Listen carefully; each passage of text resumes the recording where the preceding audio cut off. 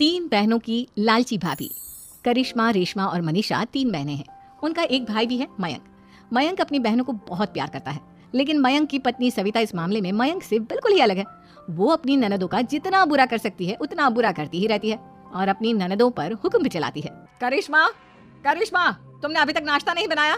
तुम्हारे भैया को ऑफिस जाने में देर हो रही है। हाँ भाभी, बस अभी बनाती हूँ। करिश्मा, तुम ये ढीलापन छोड़ दो, कल को पराये घर जाना है। वहाँ अगर तुम इस तरह से काम करोगी तो लोग क्या कहेंगे कि माँ ने और भाभी ने कुछ सिखाया नहीं। और तुम्हारी दोनों बहनें कहाँ है? रेशमा मार्केट गई है और मनीषा सो रही है। क्या?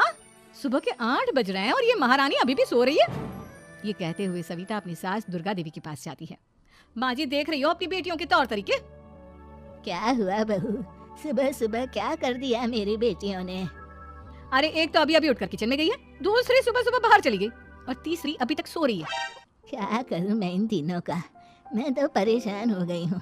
जा जाकर उठा उसे और रेशमा से मैं बात करती हूँ। सविता सीधा मनीषा के कमरे में जाती है और उससे कहती है, महारानी जल्दी उठो, सूरज सर पर आ गया है। भाभी थोड़ी देर और सोने दो ना, मैं रात को लेट सोई थी। वो क्या ना यूनिट टेस्ट चल रहे हैं। शराफत से उठती है या नहीं, या फिर पानी की भरी बाल्टी डालूं तेरे ऊपर? नहीं भाभी, मुझे बिस्तर में नहीं नहाना, उठती हूँ मैं। मनीषा जल्दी से उठकर बाथरूम में चली जाती है। सभी आराम से बैठकर नाश्ता कर रहे होते कि तभी रेशमा बाजार से हाथ में सामान लिए आ जाती है। रेशमा को देखते ही सविता उस पर बरस पड़ती है। लो, आ गई महारानी। ऐसा भी क्या सामान लाना था जो सुबह आंख मलते ही बाजार की तरफ रवाना हो गई? भाभी, कल आप ही तो चीख रही थी कि घर का सारा सामान मुझे ही लाना पड़ता है, घर में किसी को भी किसी काम से कोई लेना देना नहीं है। अब मैं बाजार जाकर सामान ले आई तो आपको इस बात से भी तकलीफ हो रही है? देख रही हो माँ जी, अपनी बेटी की जुबान कैंची से भी तेज चलती है। और मयंक, आप तो कुछ कहेंगे नहीं अपनी लाडली बहन को। रेशमा, अपनी भाभी से ऐसे बात नहीं करते। चलो माफी मांगो। भैया, मैं क्यों माफी मांगू? आप भाभी से बोलिए ना कि हम पर कम हुक्म चलाया करे। हम इस घर की बेटियां हैं और आपकी पत्नी की ननद है, नौकरानी नहीं। लो कर लो बात, इनकी भलाई के लिए कुछ भी बोलो तो इन्हें बुरा लग जाता है। इस घर में यही इज्जत है मेरी। देख लो माँ जी, आपकी बेटी किस लहजे में मुझसे बात कर रही है। सविता वहाँ से चली जाती है। मयंक को बहुत गुस्सा आता है, वो भी वहाँ से चला जाता है। फिर करिश्मा रेशमा को समझाती है, रेशमा, तुम्हें भाभी से माफी मांग लेनी चाहिए थी ना। लेकिन दीदी, मैंने कुछ किया ही नहीं, तो मैं माफी क्यों मांगू? हाँ करिश्मा दीदी, रेशमा दीदी जैसे ही घर में आई भाभी ही उन पर चिल्ला रही थी। हाँ, मैं मानती हूँ कि गलती भाभी की थी। मैं तो इसलिए बोल रही हूँ कि भाभी ने माँ को तो पूरी तरह अपने वश में कर लिया है। वो हमारी बात सुनती ही नहीं। मयंक भैया हमारे लिए हमेशा खड़े रहते हैं, इसलिए उनकी बात का मान तो तुम्हें रखना चाहिए था ना। कोई फायदा नहीं दीदी, कुछ दिनों की बात और है, भाभी उन्हें भी हमारे खिलाफ भड़का देंगी। फिर वो भी माँ की तरह हमारी किसी बात का विश्वास नहीं करेंगे। इसी तरह सविता अपनी तीनों ननदों को किसी न किसी बात पर परेशान करती रहती थी। एक दिन मयंक अपनी तीनों बहनों के लिए गिफ्ट लाया। करिश्मा, ये तुम्हारे लिए हार का सेट। रेशमा, तुम्हारे लिए सुंदर सी ड्रेस। और मनीषा, तुम्हें किताबें पसंद है ना, तुम्हारे लिए किताबें लाया हूँ। थैंक यू भैया। थैंक यू भैया। थैंक यू भैया।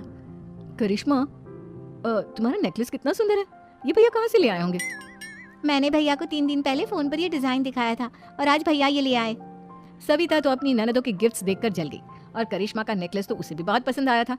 अपनी बहनों के लिए कितना अच्छा नेकलेस लेकर आए हैं, मुझे कभी कोई गिफ्ट नहीं दिया। मैं आज ही ये हार चुरा लूंगी। रात में सविता करिश्मा का हार चुरा लेती है और इसी तरह उसे अपनी ननदों की जो भी चीज अच्छी लगती वो उसे मांगती नहीं, बल्कि रात के अंधेरे में चुरा लेती। इसी तरह दिन बीतते गए और सविता ने मयंक के दिल में भी उसकी बहनों के लिए नफरत पैदा कर दी। एक दिन मयंक ने करिश्मा और रेशमा के लिए रिश्ता देखा और ये बात उसने घर में सबको बताई। माँ, करिश्मा और रेशमा के लिए बहुत अच्छा रिश्ता आया है, वो लोग कल इन्हें देखने आ रहे हैं। आप और सविता मिलकर सारी तैयारी कर लेना। ये सुनकर करिश्मा और रेशमा खुश हो जाती हैं, लेकिन सविता सोचती है, अगर इन दोनों बहनों की शादी हो गई तो घर और बाहर का काम कौन करेगा? मनीषा तो एक नंबर की कामचोर है, उससे तो किसी बात की उम्मीद लगाना ही बेकार है। मुझे इस शादी को रोकना होगा। अगले दिन सभी लड़के वालों के स्वागत की तैयारी करने में लगे होते हैं। तभी मयंक अपनी बहनों से आकर कहता है, तैयार हो गई तुम दोनों? देखो, दोनों लड़के बहुत अच्छे हैं, मैं कोई कसर नहीं छोड़ना चाहता, इसलिए तुम उनके सामने अच्छे से बिहेव करना और अपनी भाभी से लड़ने मत लग जाना। करिश्मा, तुम वो नेकलेस पहन लो ना जो मैं तुम्हारे लिए लाया था। भैया, मैं बहुत देर से वो नेकलेस ढूंढ रही हूँ, लेकिन मुझे मिल ही नहीं रहा। क्या? तुमने नेकलेस खो दिया? तुम्हें पता भी है वो कितना महंगा था? तुम कोई काम ढंग से नहीं कर सकती। मयंक गुस्से में वहां से चला जाता है। थोड़ी देर बाद लड़के वाले भी आ जाते हैं। वो दोनों बहनों को पसंद कर लेते हैं और रिश्ता पक्का हो जाता है। लेकिन सविता के दिमाग में तो कुछ और ही खिचड़ी पक रही थी।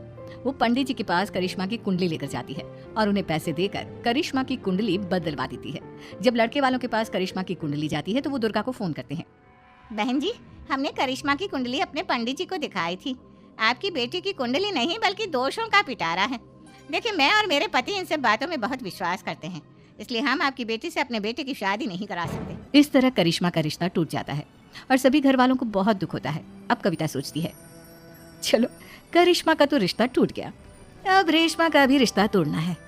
क्या करूं? अब सविता आवाज बदलकर किसी अननोन नंबर से रेशमा के होने वाले ससुराल में फोन करती है। हेलो, मैं कौन हूँ कौन नहीं ये आपके लिए जानना जरूरी नहीं, बस इतना सुन लो कि रेशमा का 2 साल से किसी के साथ अफेयर चल रहा है। बस रेशमा का रिश्ता तोड़वाने के लिए सविता का इतना कहना काफी था। अब रेशमा का भी रिश्ता टूट गया। मयंक और दुर्गा देवी ने रेशमा को खूब खरी खोटी सुनाई और उससे बार बार उस लड़के के बारे में पूछने लगी। आप दोनों मुझे क्यों परेशान कर रहे हो? अरे कोई लड़का होगा मेरी लाइफ में तो मैं बताऊंगी ना, जब कोई है ही नहीं तो कहाँ से लाऊं मैं कोई लड़का? तेरे होने वाले ससुराल वालों को फोन किसने किया था? माँ मैं नहीं जानती किसने फोन किया था, मैं सच कह रही हूँ। मैं तो पहले ही कह रही थी इसकी लगाम खींच कर रखो, लेकिन मेरी सुनता ही कौन है? आप चुप रहिए भाभी, ये सब आपका ही किया धरा है। अब तीनों बहनों को विश्वास हो जाता है कि ये सब उनकी भाभी ही कर रही है। तीनों बहनें अपनी भाभी को सबक सिखाने के लिए एक वकील कर लेती है और घर में हिस्सा मांगना। देखो भैया, माँ बाप की जायदाद में जितना बेटों का हक होता है उतना ही बेटियों का, इसलिए इस घर के 4 हिस्से होंगे और हमें अपना हिस्सा चाहिए।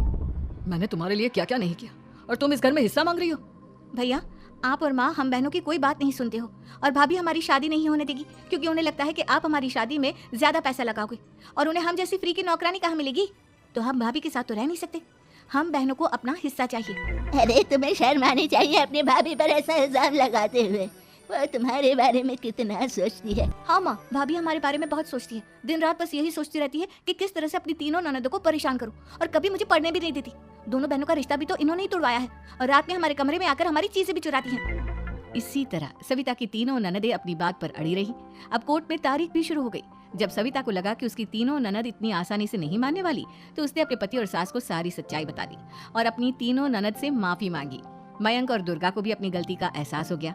अब सविता खुद करिश्मा और रेशमा के लिए अच्छा रिश्ता ढूंढती है और उनकी शादी करवाती है।